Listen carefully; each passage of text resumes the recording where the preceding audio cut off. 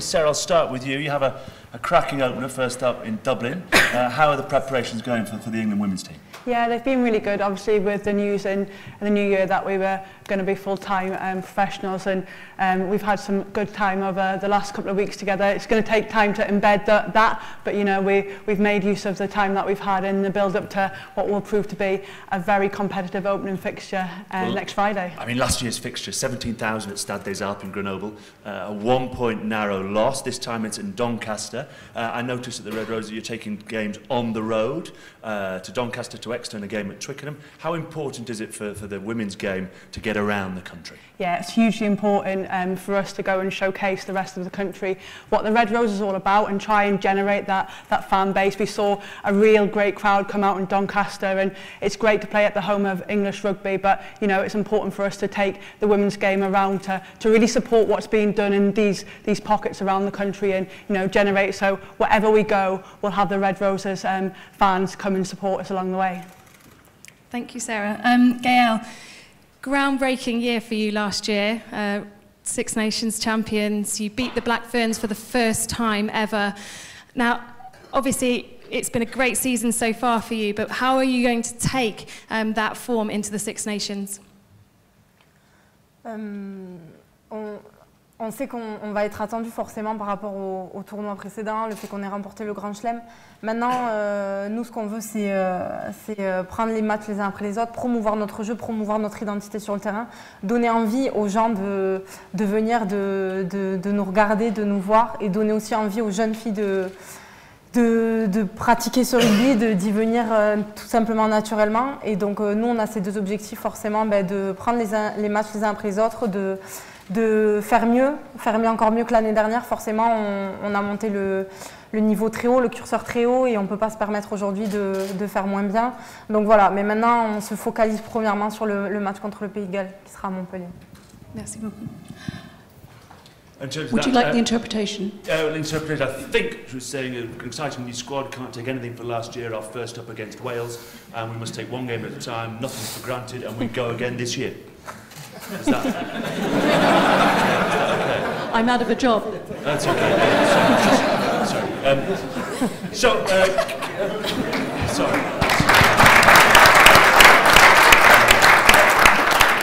Ciara, Ireland, we've spoken to Sarah. What an opening fixture, both in the men's and the women's game, to host England in that opening round. Yeah, it's a great opener. It's a nice challenge to have at home, especially in Energia Park in Donnybrook. I suppose it's a pitch we want to make into a fortress for women's rugby in Ireland, and we're hoping that a good number come out and support the match on the 1st of February.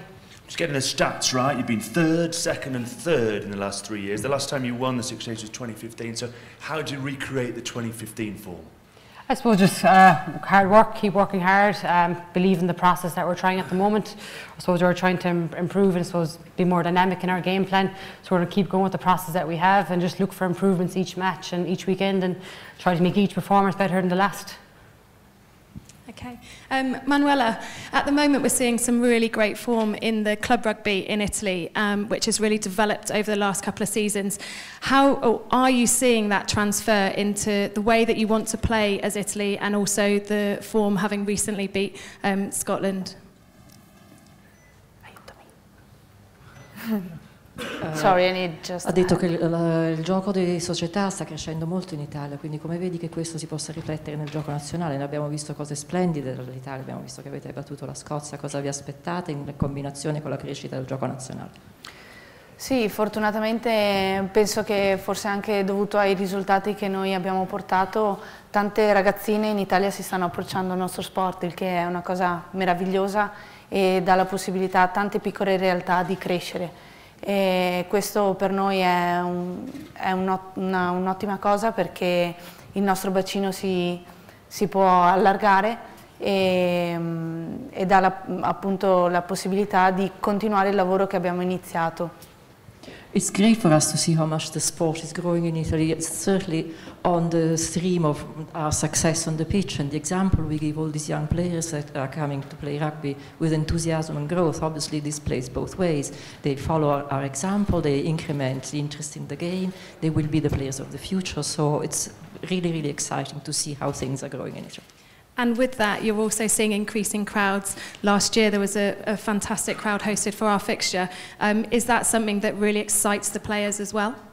E anche il pubblico sta crescendo di conseguenza. Che sensazione si prova a giocare davanti a degli stadi pieni, un pubblico che è veramente coinvolto? Beh, mi auguro che anche questa cosa sia a incrementare, che ce ne sia sempre di più, perché è proprio vero che a volte il pubblico riesce a tirarti fuori quella parte in più che normalmente magari non riuscireste a dare. È il classico 16° uomo in campo che fa tirare fuori a tutte il meglio di sé. It's something else we want to see grow and grow forevermore, because we know how important that 16th man that are there to watch us are for us. It's like having a fifth gear. Very often we wouldn't find the extra sprint without the help of all the people who follow us. Thank you, Manuela. Lisa, in terms of 2018, you added some serious depth to your squad, 12 new caps. Who are the players that everyone should be watching out for in your Six Nations? Like you said, we've got some depth there coming through, like Siobhan Cadigan, Megan Kennedy, those girls, and they're key players in our squad just now. With the likes of Jade being out, Siobhan's really stepped up in the back row and carried hard and sort of filled her place just there while she's been out injured past few months. This is your 4th campaign, but your first as a Six Nations captain. What are your personal goals during the course of the season? I think personally just look to lead by example, and hopefully the players will follow and we'll get some good performances out in the championship. Thank you. And finally, Caris, you found some really good form over the autumn. You beat South Africa. You nearly beat Canada in a great fixture at Cardiff Arms Park. Are you taking that form into the Six Nations because you have had injuries and different players coming in and out, but do you feel you're in a good place? Yeah, definitely. I think with the autumn series we've had some great performances and great results, so I think having a competition like that, a successful one as well, leading to the Six Nations is fantastic for us. And like you said, with injuries with different players, but we've developed now the youngsters through, so we've got 18-year-olds on 8 caps, so I think that's definitely a great step for us. Thank you. So I think we can all say a massive thank you to all of our women's captains, and a really good luck for the champions coming up.